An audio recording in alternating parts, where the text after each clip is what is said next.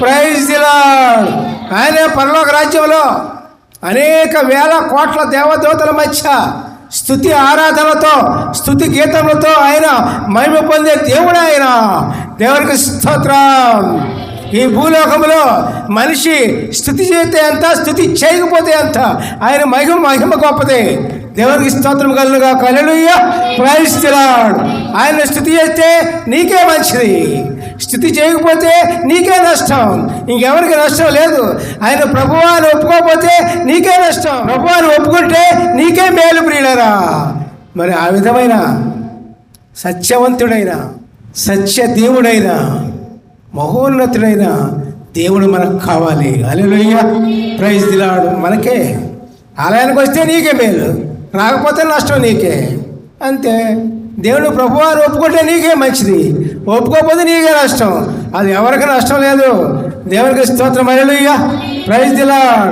నోవహు జలప్రళయంలో దేవుని మాట వినలా, ఏమైపోయింది? మొత్తం అంతా నాశనమైపోయింది, మొత్తానికి అలా ప్రపంచమే పోయింది.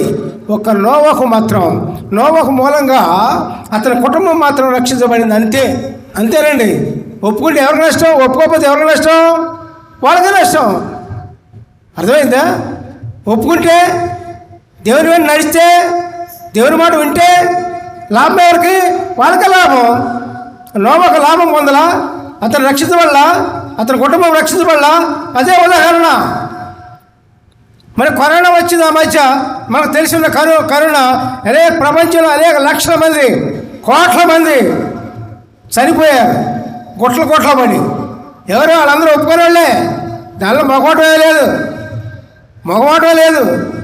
ఒకవేళ వచ్చి తిరిగిందనుకోండి, వాళ్ళు దేవుడు రక్షించాడు. ఏదో కొద్ది గొప్ప విశ్వాసం ఉంది వాళ్ళలో. దేవుడి రక్షణ, ప్రభు రక్షణ, అది.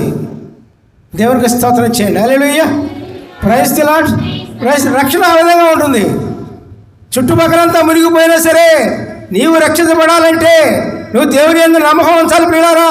మరి ప్రపంచం అంతా మునిగిపోయినా నోవహు మాత్రం రక్షించబడ్డాడు. నోవహు మూలంగా అతని కుటుంబం రక్షించబడింది. ఎందుకంటే పిల్లరా, దేవునితో నడిచాడు, దేవుని యందు విశ్వాసపడ్డాడు, దేవునితో విశ్వాసం వచ్చి జీవించాడు. అందుకని మొత్తం ప్రపంచం మునిగిపోయినా, నశిపోయిపోయినా అతను మాత్రం జీవించాడు. హల్లెలూయా, ప్రైజ్ ది లార్డ్. దేవుని రక్షణ అట్లా ఉంటుంది ప్రియులారా. దేవునికి స్తోత్రం. హల్లెలూయా, ప్రైజ్ ది లార్డ్. మరి శతాధిపతి గొప్ప అధికారి అయినా సరే యేసు ప్రభువు దగ్గరికి వచ్చి, అయ్యా ప్రభువా, నా దాసుడు పక్షవాయువు చేత బాధపడుతున్నాడయ్యా ఇంటిలో అన్నాడు.